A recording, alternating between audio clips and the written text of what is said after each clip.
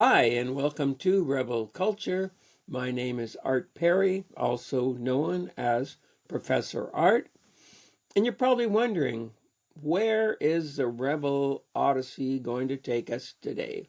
Well, we're going to go to some pretty exciting shores, populated by a bunch of outsiders and misfits who are kicking up dust. And we're going to look more specifically at the idea of the rebel image. Now, I don't just mean the cardboard image, the cliche, but rather how we have come to understand what a rebel is. So we're going to be talking about that. We're going to be talking about different aspects of rebels. So it's going to be covering a lot of territory, and I think we'll start off with the idea of your first rebellion. Oh, you probably remember your first. Usually it's in your teens, right? When you're trying to find your own identity.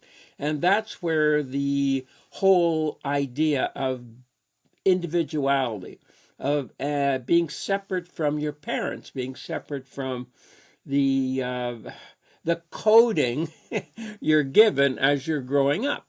You're protected by your parents, hopefully, and by their tastes and their likes. Then all of a sudden you get into your teens and you don't want to be like your parents. You want to be something else. So that's the beginning of personal rebellion.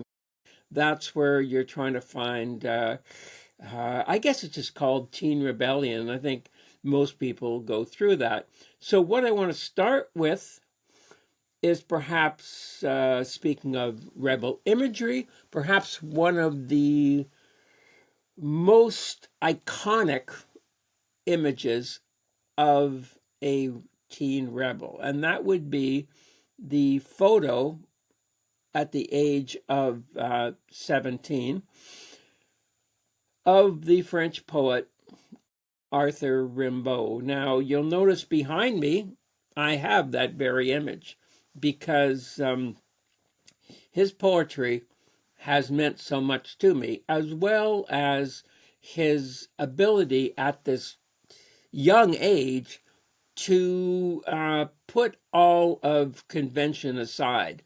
And there's been criticism. I've read many articles where they say, oh, well, it's all sort of puffed up, youthful bravado. Well, that's in there, but there's also this glorious, hallucinogenic poetry of mind expanding brilliance. And I'm not going to talk much about Rimbaud's poetry, but today I'll talk a bit about it. But I want to focus in on this particular photograph. Now, this photograph was taken in 1872. Maybe it was 71. Anyway, it was 1872 one, and it was taken by a French photographer, also a political cartoonist, Etienne Cartier.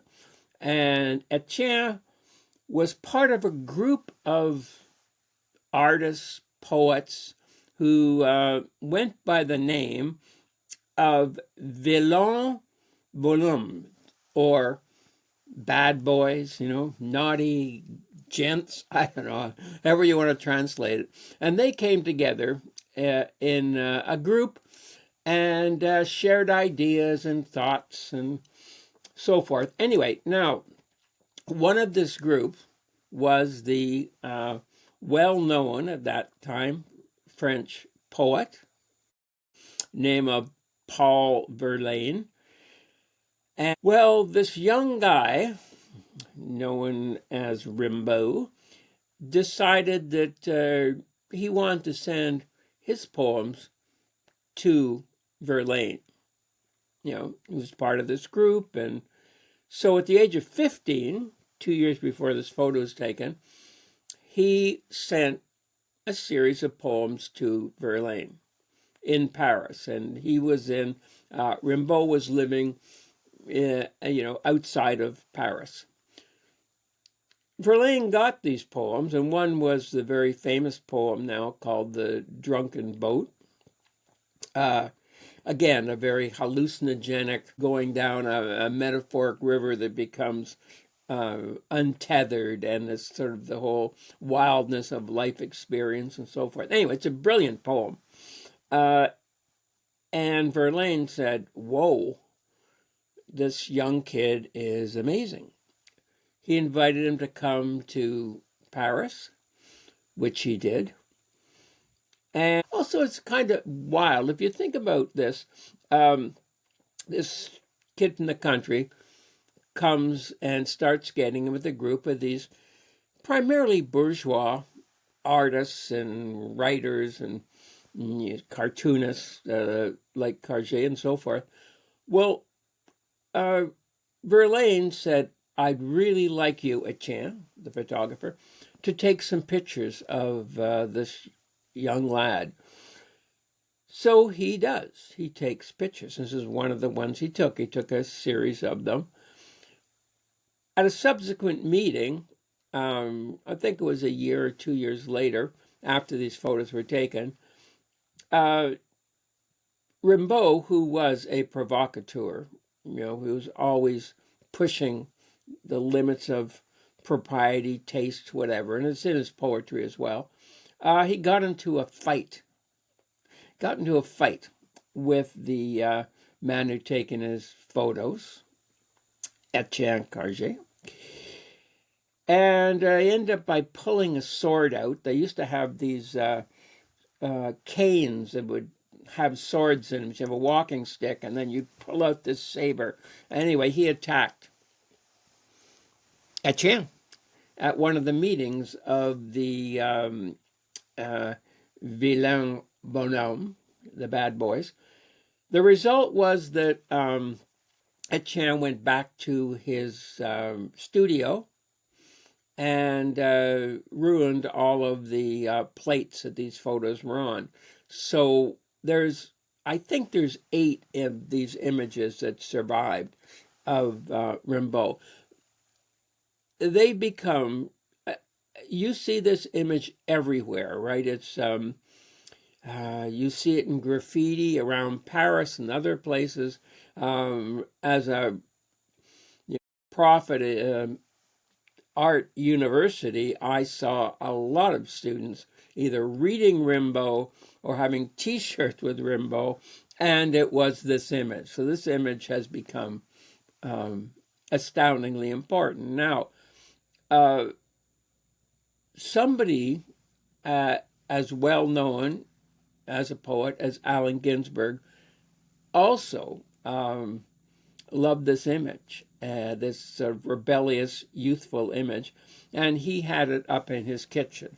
And this is just an image of Allen Ginsberg, the great beat poet, in his kitchen, I believe, with his partner, Peter Orlovsky, about 1986. And on the wall, you can see there is this image, right, as a kind of a guardian angel. And you can see it's a bit off to the side. There's also one of Walt Whitman. So the two of them were the two guardian angels. Now, was Rimbaud aware of the potency, the historic intent of his image? Well, of course not. But it was in the way he presented himself when he was being photographed, and that kind of tousled hair indifference to when you get your school picture taken. I remember back in the day, your parents would always, slick your hair back. You put on your best. I used to have those clip-on bow ties. Oh yeah, and you go and you get your picture taken. Well, Rimbaud looks, and he's 17 at the time, um, and he's written some of the most astounding poems. There's a certain intelligence, but a certain confidence that radiates through in this photo. And I was thinking, okay, today, right? What are the teens doing? What are those teens doing today? Those wild, impetuous. No, uh, in terms of style and so forth. We had the hipster uh, idea. The thrift store chic that I'm too cool for Lululemon. I'm gonna wear this 5 million times washed T-shirt of some obscure band and this kind of thing. It was a look, right? So the kids today, what it is a trend of wearing pajamas and slippers and be as comfortable as you can outside. Don't worry about fashion. Worry about comfort. That's it. And I think it came to prevalence during then after the pandemic, when people were comfy all the time at home, right? And so when the pandemic was over, I'm not giving up this. I'm not giving up my you know coziness. So that is the and still um, prevalent. I've noticed it recently. Um, pajamas, pajamas in public. Sounds like a great name for a band. Pajamas in public. I mean, there are people who have done it before. There's the artist Julian Schnabel, the New York artist, who is known to wear pajamas in public. Again, because it's comfy. He's a larger guy, and it became kind of his way of his screw you. He'd go to art openings wearing a pajama top. Okay, but the kids wearing it are it's rebellious, but to me it's the most muted rebellion. The famous poem by Arthur Rimbaud was called A Season in Hell. Um, and the kids, they're not worried about, a season in hell. It's a season in slippers. I know I had to do that.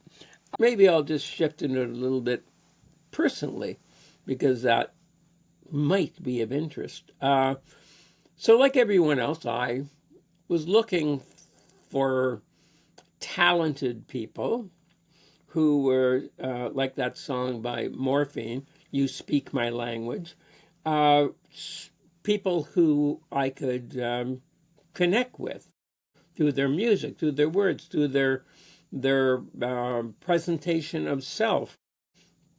And one of the people that I sort of latched onto was the singer, poet, excuse me, actor as well, Tom Waits. Now,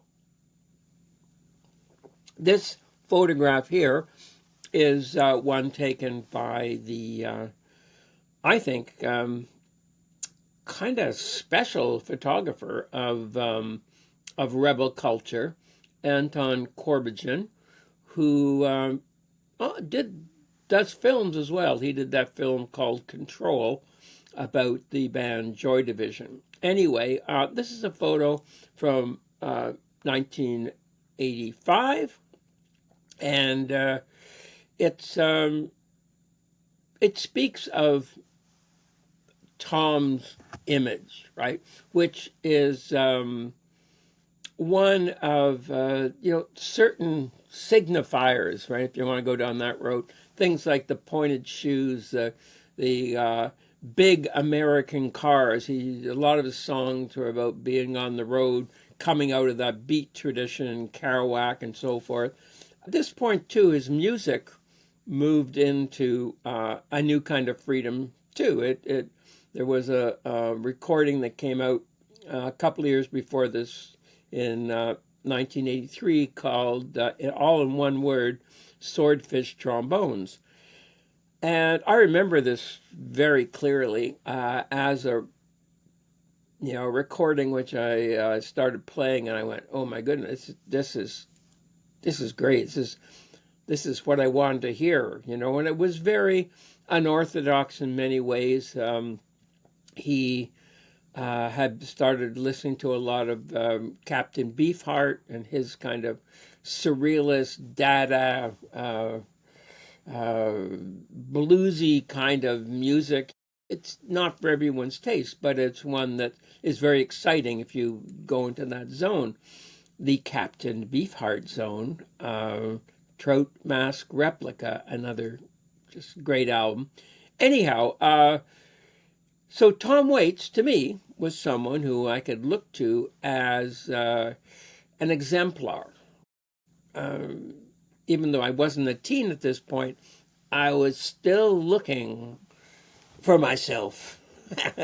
I still am, but I did take a lot from Tom, and one of the things I took from Tom, of course, was pointed shoes. It became a hallmark for him, and I started wearing. Now it's not about comfort, right? They're not discomfort. I'm not walking around as a martyr for style, but it's much different than wearing what a lot of people do, runners, sneakers, comfortable things, and I felt comfortable being in pointed shoes. The other thing was cars, right? Um, Tom Waits made his reputation around, and often many of his album covers he was standing by cars, big old American cars, Coupe de Villes and El Caminos or whatever.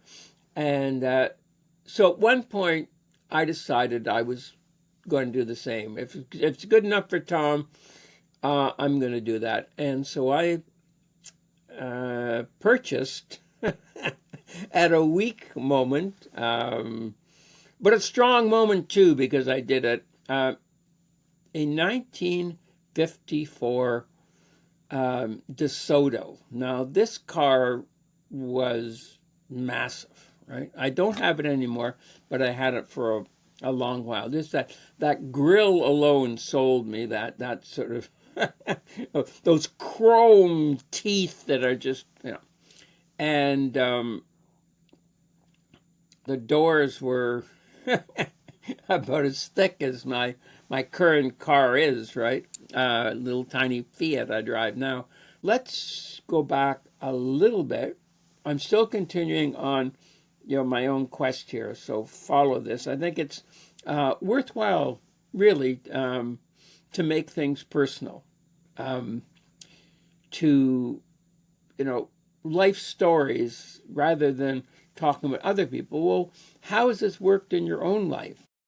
And the idea of rebellion came in my life as an early teen through something called a rumpus room. In the 1960s,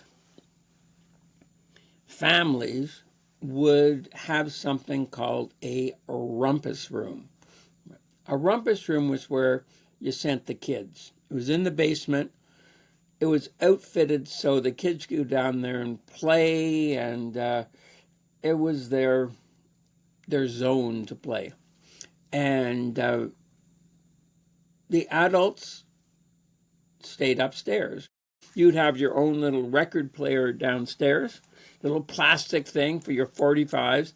Upstairs, your parents had the big wooden cabinet, right?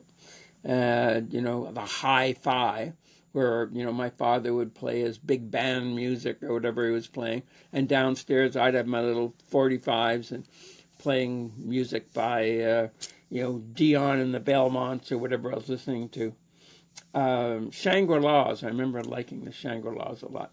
Anyhow, this really wasn't the place that I felt I belonged. I felt it was too orchestrated. It was too in my parents' basement.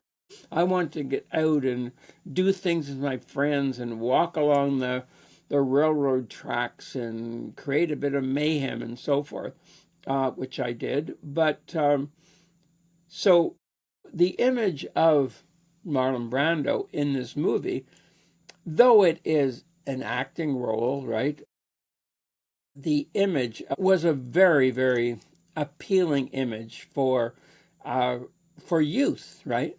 And this was turned into what was called juvenile delinquency. It was spun into something which was about violence, about crime, and that, which there's always a bit of that, to be sure, but this is the way in which this rebellious image was portrayed in the media.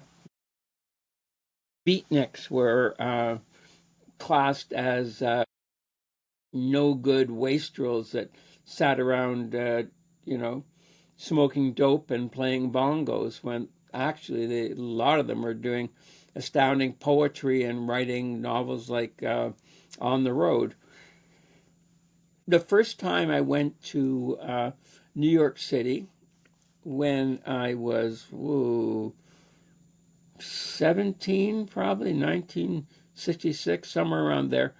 Uh, and I was just bowled over by that place. And one of the things I purchased there was a poster of this image. I mean, a large poster. It was, 48 inches, 122 centimeters. It was huge. And I had this in the wall of my bedroom. It's rebel image, right? And I also had I painted on the wall, a mural kind of thing. But the image was Che Guevara, and I used the very famous uh, photo of Che Guevara by Alberto Corda. Right, the image was a touchstone for uh, something bigger than the moment when it was taken. Right, and when Che Guevara, was killed in 1967, uh, the image became even more. It became cultural currency, and that's why. I mean, I didn't know that much about what had gone on in Cuba. I kind of knew, but it was just the image, and um, I mean, a lot of people, I'm sure, have Arthur Rimbaud image because I like it, but they haven't spent a lot of time with his poetry. Uh, it represents a kind of rebellion. Um, a lot of the things that Arthur Rimbaud did, and certainly some of the things that Che Guevara did, if you dig deep, are not pleasant in any way. Yet it's how it's spun through the image. So this particular image is of Che Guevara by Alberto Corda. Is is now, it's everywhere. The photographer Alberto, um, even though it has been mentioned that it's one of the most reproduced images uh, ever, right? Its currency is phenomenal, and Corda, photographer Alberto Corda, refused to take any money from it. The only money he got was when it was used in a Smirnoff vodka ad, which he disagreed with, and he sued them. And I think he made about $50,000 something. Corda gave that money to the Cuban health system, health care, and so the money went there. Like, he believed in the image. He had been the assigned photographer for Castro for the Cuban Revolution, the takeover there. And as such, he took photos of a lot of the other people around Castro, one of whom was Che Guevara. Now, when you see these images, right, these photographic images, all photos are a lie, differing degrees, but it's not a truth. It's got an echo of a truth, but it's it's smaller than reality. If it's black and white like this, even if it's color, the color is not true. The circumstance, the dynamics between the photographer and the person in the photo. There's so many things that create whatever we see as a truth in there. Yet, photos are one of the few things we have as a visual testament to our lives. And when professionals like Korda, like any of the great documentary photographers, you think they are working at a higher level of authenticity, right? Like everybody has a camera now. It's in your phone. You take pictures, you can alter them. If you don't like that, if you want to, change something, and you can delete people out of your photo, right? You can do everything now. So it's very difficult to talk now about the authenticity and truth in photography because it's a given that you alter it if you like. It takes 2 seconds, right? This image was in fact altered. Altered in that it was cropped, which means the full image is different. Here's the full image. Now, you'll see it's not nearly as dynamic. It's not. So what's happened is that Korda has taken off the extraneous things to give you a more iconic image. Okay, now, is it a less truth? No, it's an edited truth. It's still Che. It's still a very powerful image, and you'll see on this image there's a black line around the print. That's a convention that I use as a document photographer, and a lot of people did. What it is that line is the outside of the negative, which what it's saying is that this is the whole picture. It has not been cropped. So it's just a way of further dealing with this idea of authenticity and truth. It's all about how things are perceived in the final mix. And now there's lots of ways to change things before we see them, before we hear them, right? There's auto-tune. There's so much. And a lot of people sort of yearn for an analog time where, prints were made in dark rooms on paper, and when a mic captured the full voice without electronic interface and so forth. But they did find ways. Like this is one of the outstanding images in rock and roll history. Comes right from the beginning of rock and roll, right back in Memphis with Sun Studios, when Sam Phillips gathered together, most notably Elvis Presley, but Johnny Cash, Jerry Lee Lewis, so forth. And this photo is called the $1 Million Quartet.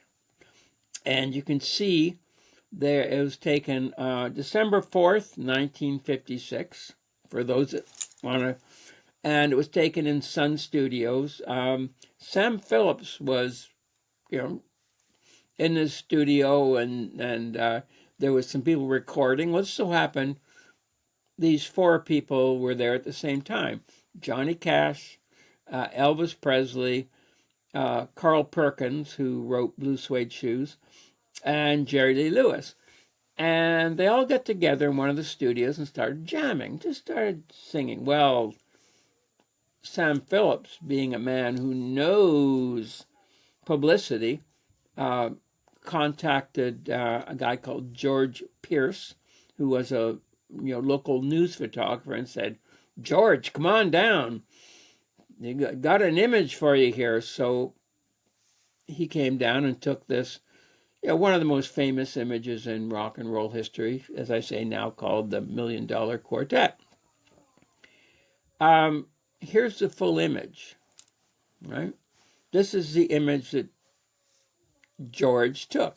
It's very seldom shown, and it includes somebody called Marlene Evans. Now, who the heck is Marlene Evans? Well, Marlene isn't part of the $1 Million Quartet.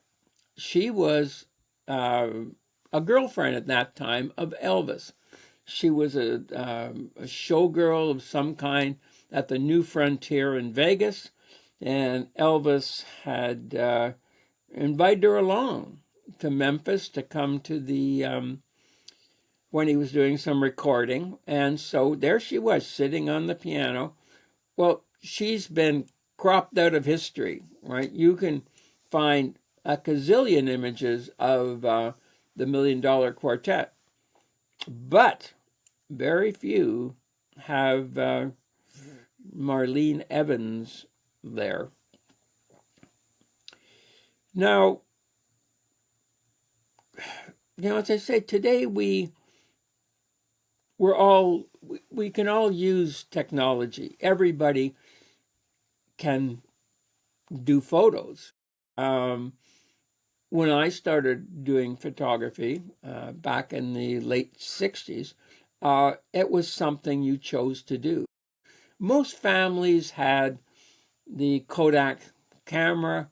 You took your mom or dad took photos at occasions, Christmas, if you went on a holiday to the beach or whatever, then you'd send them to Kodak, or you'd bring them to the drugstore. You get your prints and you put them in an album. But you didn't think of yourself as a photographer, and often they're, were bleached out, they were underexposed, they were whatever, right?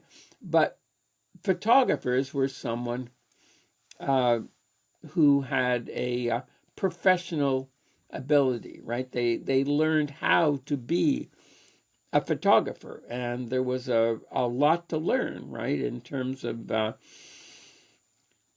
dark room, the chemistry, the burning and dodging to get the light right, and so forth. Much of the imagery that's come down through photography of these portraits of rebels and other, very historic images have what we talked about last episode. It's visual gestalt, which means all the elements come together to make a memorable image, one that it's burned into your memory bank. And that's when I was talking about Andy Warhol. That's what he understood. He knew how to make an image that would stick, would remain.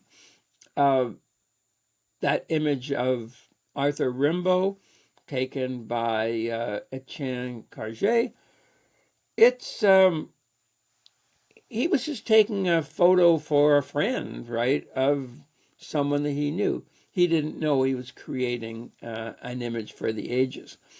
I think, those two images that I had, in my room as a teen. One of Che Guevara, and the other, the big poster, large poster, of Brando. Um, those images, which I chose from all the images I could, are images of rebels. Now, if there wasn't something worthwhile to back it up, right? If Brando wasn't this astounding method actor, if he didn't have a strong screen presence, right, it wouldn't hold. But the fact is, he did.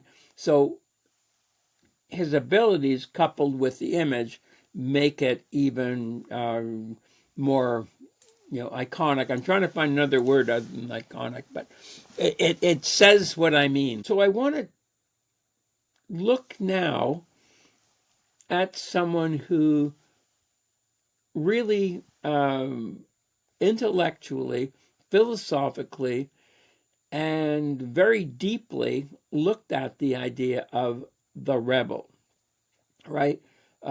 Because we have all these, and I'm dealing with all these images, some popular, some literary, so forth.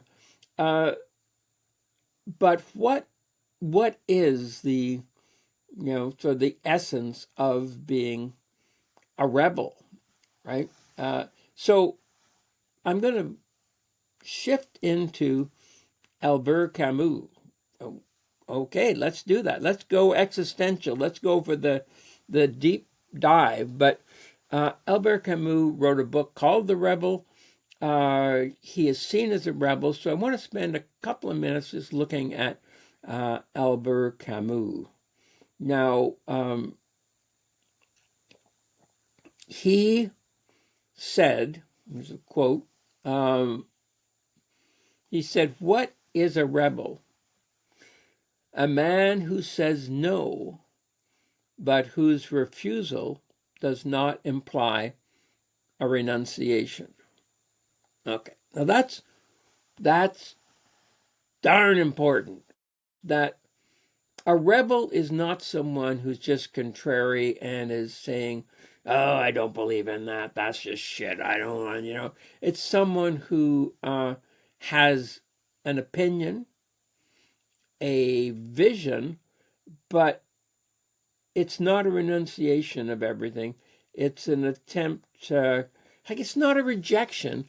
It's how can I do something better? How can I get a fuller experience? Or how can I? It's not just about being a nihilist, and that, I think, is an important thing about rebels. Is there are people who just are cynics and everything's wrong and so forth. That's not a rebel. A rebel is someone who sees often injustices, often sees things that are of no worth being valued, and they try to find something which is more on the positive side. So that's important. Here's from The Rebel, a quote by Albert Camus. "When you have once seen the glow of happiness on the face of a beloved person, you know that man can have no vocation but to awaken the light on the faces surrounding him. In the depth of winter, I finally learned within me there lay an invincible summer." Okay, that's beautiful. I want to shift now into the iconic image again, the image of the rebel. I want to look at the photos that were taken of Albert Camus in 1944. These are the images you see everywhere. These are the images like the ones we showed of Marlon Brando in The Wild One, the ones of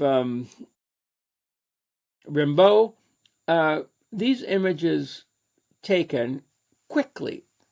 Outside in an afternoon, gray afternoon in Paris, by André Cartier-Bresson of Albert Camus. Now, you have to remember that in 1944,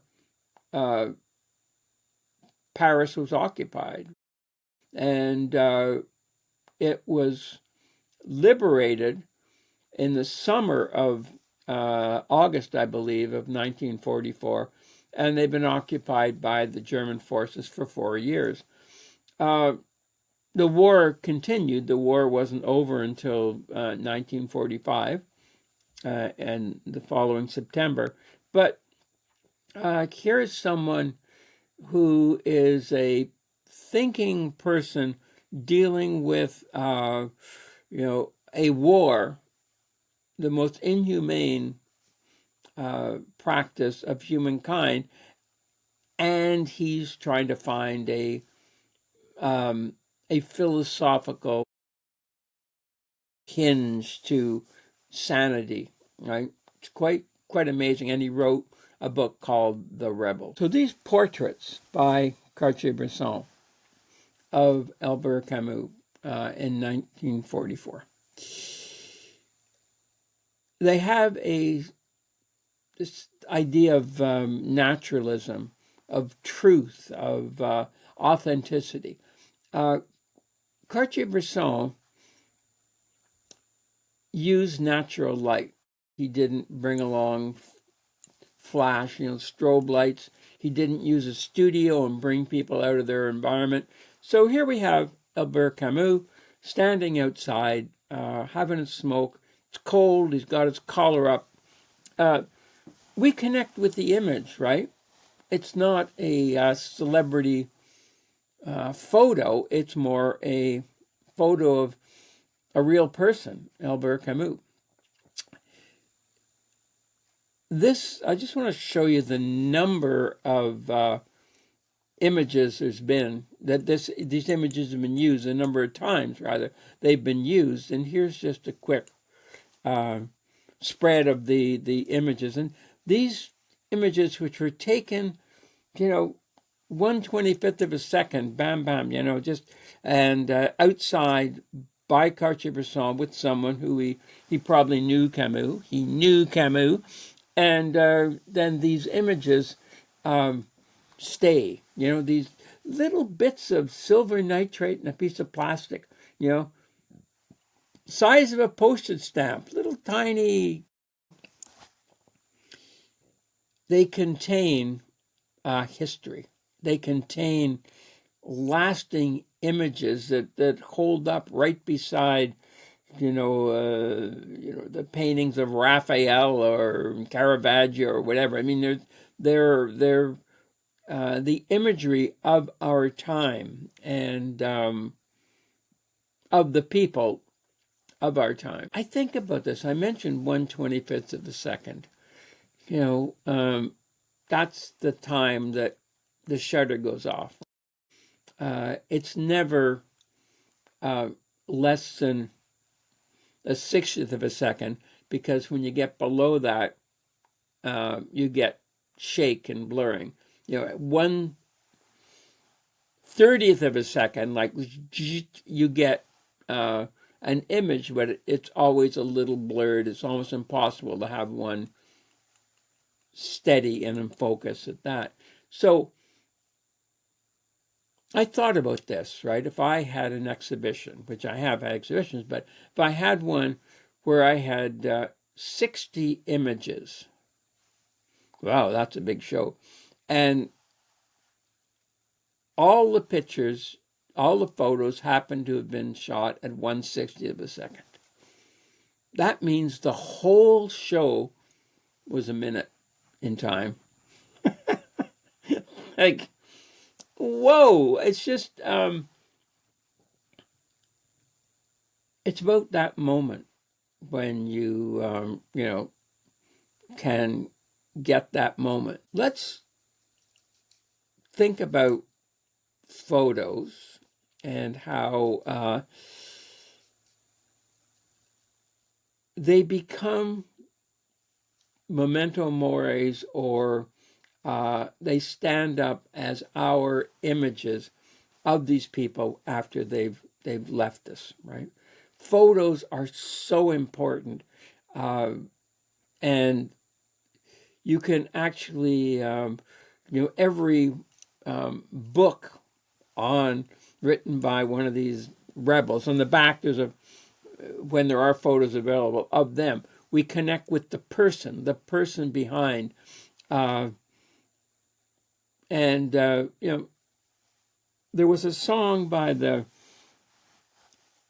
poet and writer and rock and roller Jim Carroll, New York, probably best known for Basketball Diaries, that his book about when he was in high school being a basketball star and also got involved with drugs. Just a wonderful writer. And he did a song called People Who Have Died, about the people he knew who have died. And I mean, as you get older, you think about that, right? I'm not going to try to be morbid, but I'm just trying to be real. That the photos that I've taken of people, many who were wild, rebellious spirits and important people, uh, I spent time with them. I not only enjoyed, but I, learned so much from them. Some I spent more time with than others, but these images, I'm going to show you some of them. This is what I'm going to do. It's not to self-aggrandize it, rather just to show you. Within a lifetime, you take photos of people that mean something to you, and if you're lucky enough to photograph those, the mentors, right? The people with the voices that you've listened to, the ones that have shaped your ethos, that have, you know, I mean, people can say things much better than we can think them, right? There are people that go, that's what I meant. Well, that's it. And I've been lucky enough to photograph a number of those. But these images now uh, of these, from these small pieces of plastic, uh, they have kind of an eternal energy now because they're lasting. The person's work, whatever it may be, is still there, but there's kind of a resounding echo of of missing, right, in them, of longing, to use a kind. Leonard Cohen loves that term, longing. I think it's a good one. Um, so I'm going to show a series of portraits that I've taken, and I'm going to do it in chronological order. And they're all people I would class as rebels. Okay, I'm not. These are, I sort of culled through. I went through the, and I didn't, pick a whole bunch. Right, I have 50 years worth of photography. I just picked, 10 that I thought, to my mind, were rebels. Now, uh, some of them you go, well, why is that person in here? Right? I'm not going to explain it. I'm going to put on some music, and it'll be about a minute long. And please, it's a bit of a respite too. You can just, you don't have to listen to me. You can listen to some music and look at it. I'm going to start in 1971 with a photo I took of Rudolf Nureyev, the dancer. And I'm going to right through, I think the last one I have is of Lou Reed, a couple of years before he died. Now, uh, I learned a lot from Cartier-Bresson on how to take a portrait of someone, to make it natural. Use natural light. Don't pose them. Turn that way. Allow their own body language to be there. So sit back and look at these images of people who are no longer here, but these photos are.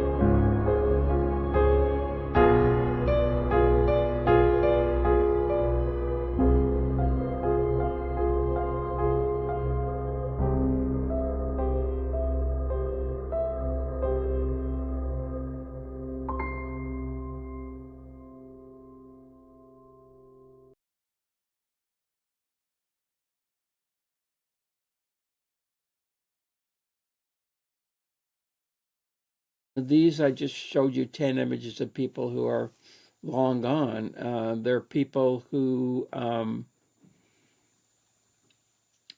them, 7 of the 10 images are people who died younger than I am, right?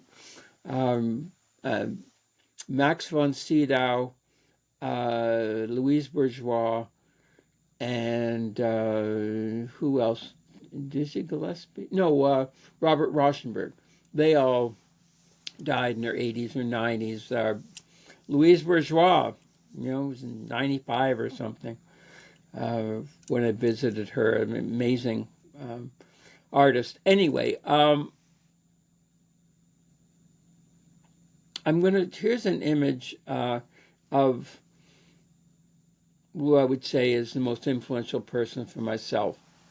Now, Henri Cartier-Bresson. He despised being photographed, right? This is a photograph taken by his wife, Martine Frank, in 1992.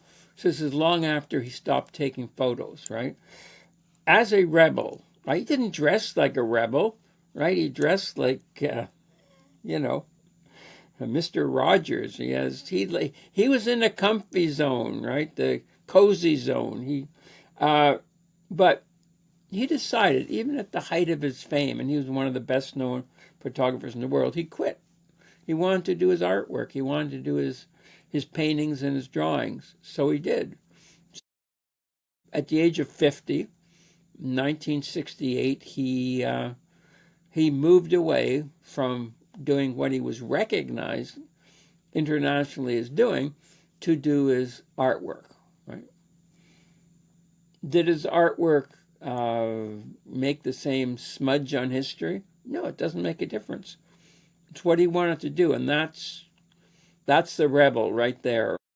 Here's a quote from Cartier-Bresson. Photography is not like painting. There is a creative fraction of a second when you are taking a picture. Your eye must see a composition or an expression that life itself offers you. I love that because it does, right? You're not taking it, it's offering it to you. And you must know with intuition when to click the camera. That is the moment the photographer is creative. Whoop, the moment. Once you miss it, it's gone forever. A moment. That's what it is. Photographs are a moment. A flick of a lamb's tail, as they say. And, I think about that. I think about time all the time. It's, what was that Marcel Duchamp said? Time is my capital, not money. We have this little bit of time, but in that time we can isolate things, make things, have things that are part of our tactile, sensual world that we can celebrate. And Cartier-Bresson was a man who allowed for, I don't know, like a casual sense of interruption in life. He didn't want to create something. He wanted to witness is a strong word. He wanted to just share it, be there, right? So those photos you saw of Albert Camus outside, smoking a cigarette outside. It's cold, the collar's up. I mean, there's a kind of reality about that, even though it's black and white. It's on a piece of paper and it's this big. I'll probably finish. I think I've gone on for, gosh, I haven't even checked the time. It's probably close to an hour, maybe longer. But the idea of talismans, right? I've talked a lot about aspects of individuality of yourself, making it personal, and the things that mean something to you. And there's a quote by W.B. Yeats, the great Irish poet, which says, "The world is full of magic things, patiently waiting for our sense to grow sharper." Oh, that's good, right? What he's saying there is, it's out there. The magic's out there. It's the things we don't understand, the the wonder, the awe, the the sublime beauty. It's all out there, but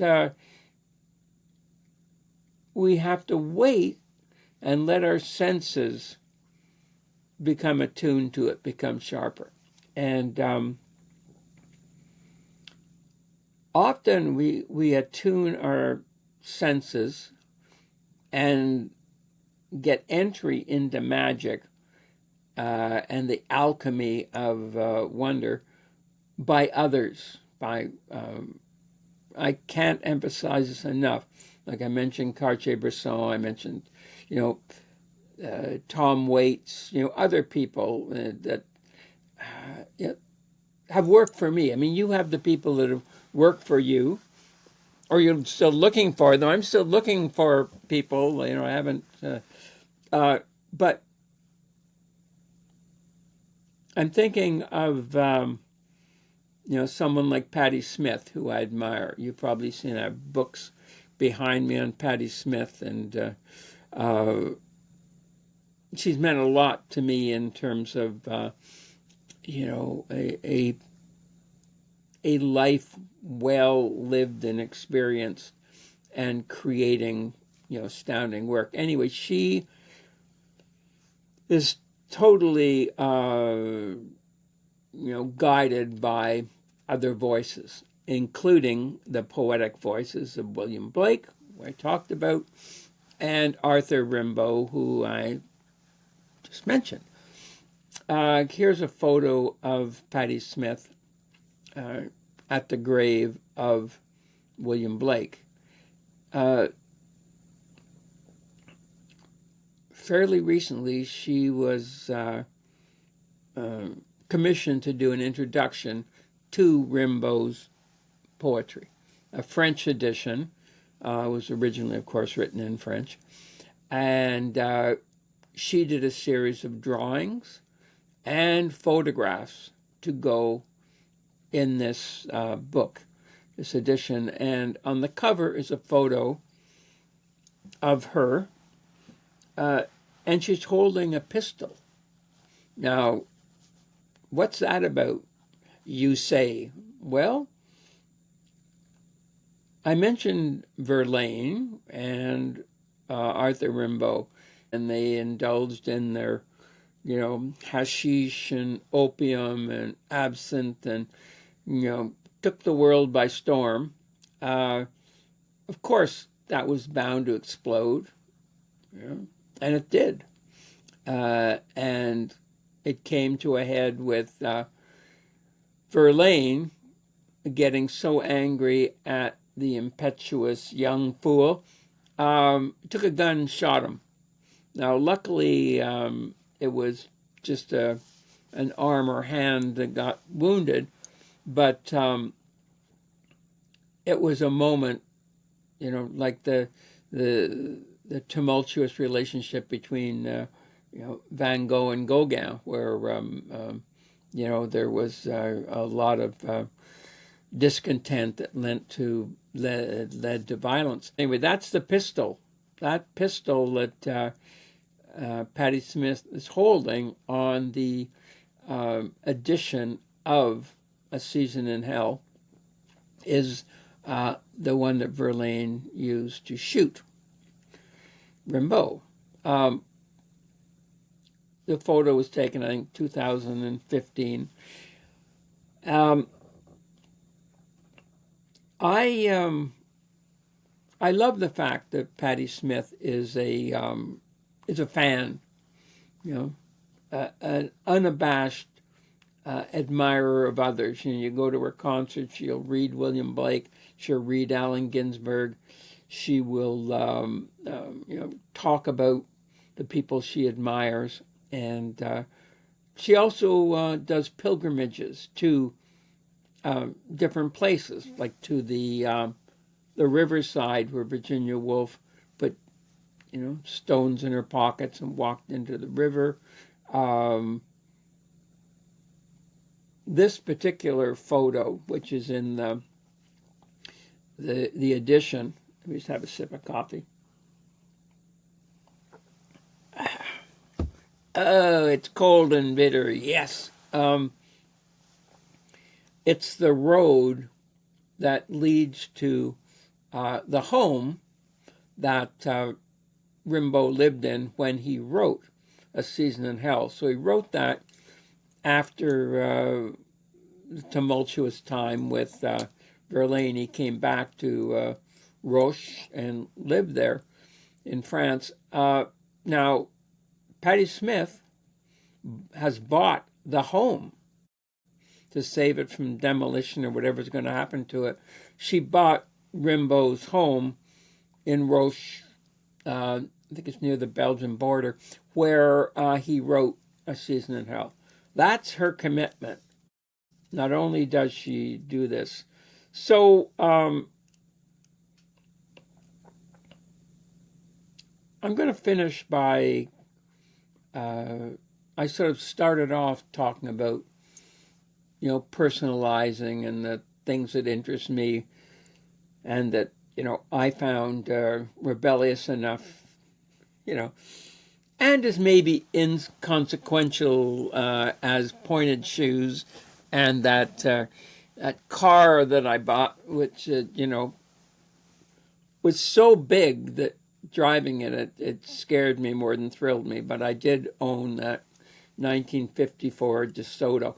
I think it had 7 ashtrays in it, right, all along the back and the front. It just those were the days. So here's a photo. Follow me with this. This is a wall in my home, right? Okay. And it's a wall where I've put a lot of the signed photos of people I've taken photos of, and they've inscribed them later. Record albums by people who I've met and admired. So it includes just an album by, I mentioned Philip Glass, there's Laurie Anderson. There's a photo I took of Nick Cave.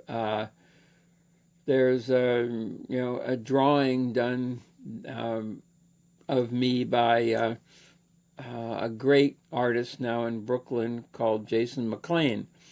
My photo of Roy Rogers, King of the Cowboys. It's all there, as well as photos even of my my sweet daughter Lulu.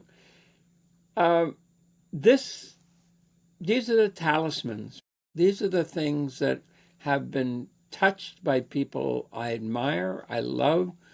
I mentioned, I think, in the first episode of Rebel Culture, how I love first editions of books that have been signed, which means the author has actually held them. It may be a corny bit of romanticism, but that means a lot to me. That the person whose work I admire is actually, blessed it. It makes it a little more holy. To quote Allen Ginsberg, holy, holy, holy. So the one photo, which is, pretty central right up there, is a Cartier-Bresson photo. And it's one of Samuel Beckett, the playwright, originally Irish, was a secretary for James Joyce at one point, who has written plays that have moved me greatly, more than probably any other drama I've seen.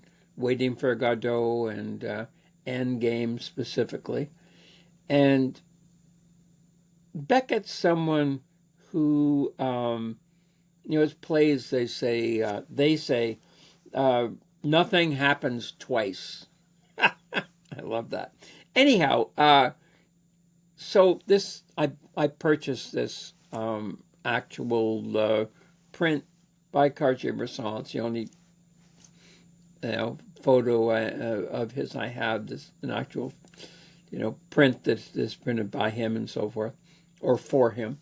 In any event, Samuel Beckett, as I mentioned, means a lot to me, as does Cartier-Bresson, as does all the people on this wall. So it gives me credence in what our friend Albert Camus was talking about hope, about the absurdity of life. It's all absurd. Don't try to put the pieces together because it's a wild ride. But these are the bright moments, right? That's the places where I can look at this, right? I think that's why photos have such a place in our lives too, because they often bring us back or reaffirm for us that it's not hopeless, right? We've had love, we've had things that have meant something to us, and ergo it's going to happen again, right? It doesn't mean we're dried up. I remember seeing the Beckett play Endgame, right?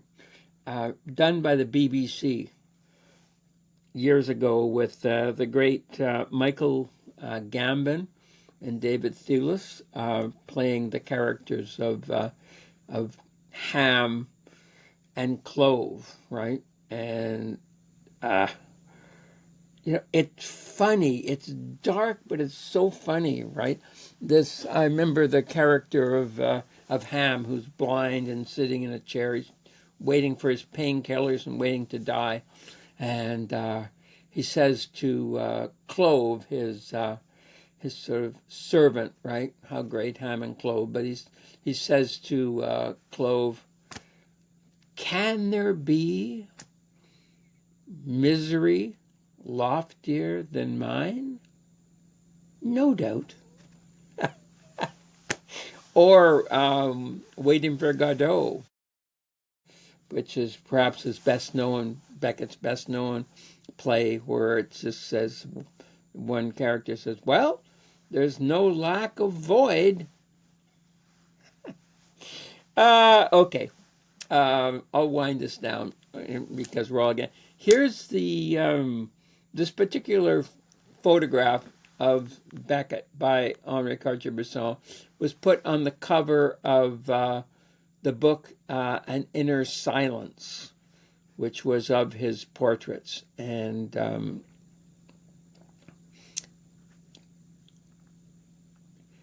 I'm going to finish with one personal story. You've seen my wall. And I'm going to explain a bit about the wall a bit more too, but I want to tell you a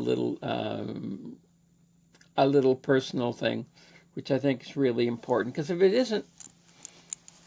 it's not working for you, then what's the thing? All your thinking, your reading, your travel, and everything. It's all about how you distill it into your life experience. And in 1988, I was in Paris, and I was working for an English cultural magazine in Paris called Frank.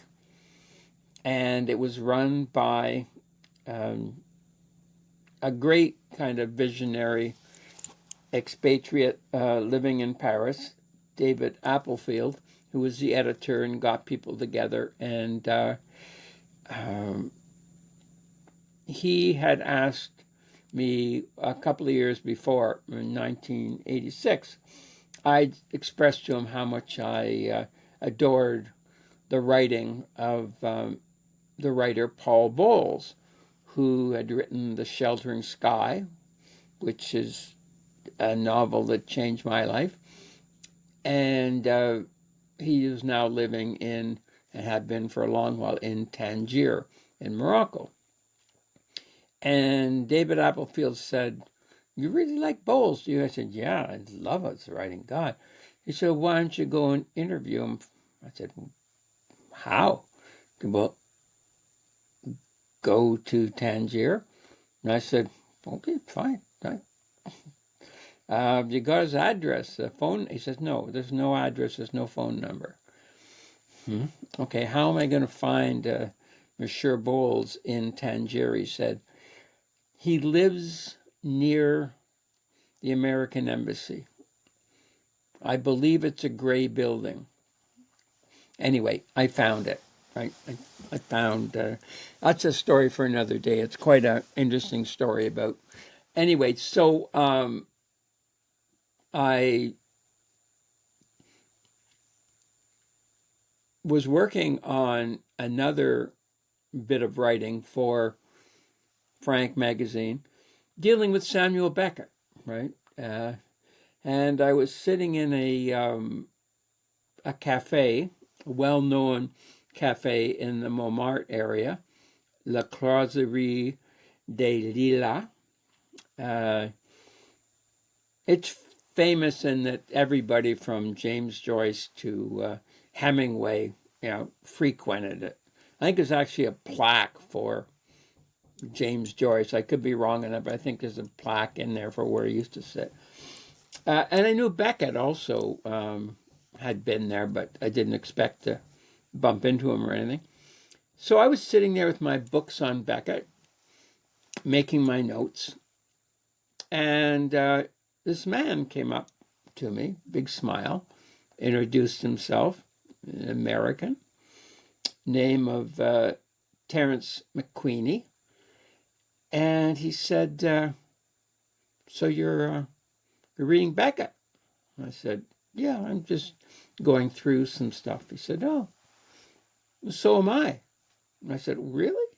He said, "Yeah, I'm actually doing research on his letters." That's great. He said, "I'm a professor in West Virginia at a place called Marshall University." And so we got talking, and I was having my an my espresso. And he pulled up at my table with his books and everything, Terence McQueenie. And he ordered a bottle of wine and a whole bunch. So we started drinking wine. We're talking about Beckett. I went, "Whoa, how fabulous is this, right?" And after the bottle of wine, and we had some pate and cheese, he looks at me and he says, "We should do art." I said, "What should we do, Terence?" He said, "We should go visit Sam." I said, "What?" He said, "Yeah, it's about a 15-minute walk to, Boulevard Saint-Jacques. We can go. I'm in touch with, Suzanne, and why don't we just go there and buzz?" So I said, "Yeah, let's do that. Let's go buzz Sam. I'm good with that." So he said, "It's all good, and he bought the bottle of wine. He had an expense account." I went, "This guy's, and so we walked over and to 38 Boulevard Saint-Jacques, his apartment building where Beckett lived with Suzanne. And he buzzed. We're in the lobby, and he buzzed, and Suzanne answered, and they spoke in French. And unfortunately, Sam was not well. He actually died the following year from bad health, so he wasn't in the best of health at that point. But anyway, there were apologies, and so I was left waiting, waiting for Beckett, waiting for Sam. I am. So I took a photo. I couldn't take a photo of him, but I thought it was very Beckian. I took a photo of his mailbox with his writing, Beckett, and it just again is this idea of things that are special to you, right? Definitely in terms of rebel literature, Samuel Beckett's right up there. I mean, no one has done more unorthodox theater than him, and his novels too. If you've read them, are just they're like no other. So I feel comfortable, bringing this story into, this episode of Rebel Culture. So the final thing I want to show you is on the wall. Here's a photo of the wall again with the two red arrows. No, graphic art is spared in this podcast. And there's two separate things that are being pointed out by the red arrows. One is an open book. Now, when I purchased the photo of Samuel Beckett, I came back from Paris, and as I often do, I received a book. I get a lot of books for review and different things, being a university prof, doing some writing for magazines. And so and I opened it up, and it was this very wonderful French edition of a book by Henri Cartier-Bresson. And it was called Carnet Mexicain. It was about the photos he'd taken in Mexico. And on the front was his script. He's known for that. His handwriting, his calligraphy. Then inside there was, again, the name of the book and the calligraphy, and there was some other things. And I went back and I looked at it after I'd had the book a while and gone through it. And I looked, and is that really my name? And in fact, it was inscribed, to Art Perry. And it was from Cartier-Bresson, who was in his 90s by this point. And what had happened was that where I'd bought the Beckett print, the woman who worked in the gallery was curious about my photography and so forth. And I gave her a copy of my book, The Tibetans, of photography and writing I'd done. And unbeknownst to me, she sent it to Beckett. To Cartier-Bresson. And because, for one thing, he and Martine, his wife, were practicing Buddhists, and the book was on Tibet and had a lot to do with the monastic life for Tibetans. So, and they loved it. He sent me this book as a thank you, which blew me away. This is the man who's meant more to me in terms of my, photographic understanding than anyone. The other red arrow points to a card that was sent by Henri Cartier-Bresson after the birth of my daughter, Anna Olivia Lulu. Anna Olivia comes from Finnegan's Wake by James Joyce and Lulu. Anyway, don't need to go into the the appellation of her name. But he wrote this card and sent it to me because I'd sent him a letter and telling him about it. So we had a bit of a correspondence. He, at the end, he didn't quite get the date. He just put 2000 and then a 3. I believe it could have been 2003. Lulu was born 2002, but whatever. I was just over the moon getting this. So that's what's on my wall. So finally, thank you all very much for tuning in. I am absolutely thrilled to share things with you, and hopefully some of it is of interest for you, and you will tune in again for the next next episode of Art Rambles. I don't always know where it's going. I sort of have a skeleton of ideas, but then when I start putting the flesh on there, it sometimes goes into different areas. So hopefully you enjoyed it, and do keep the quest alive. And as I always say, do hug a rebel, and I'll see you next time. So, ciao for now.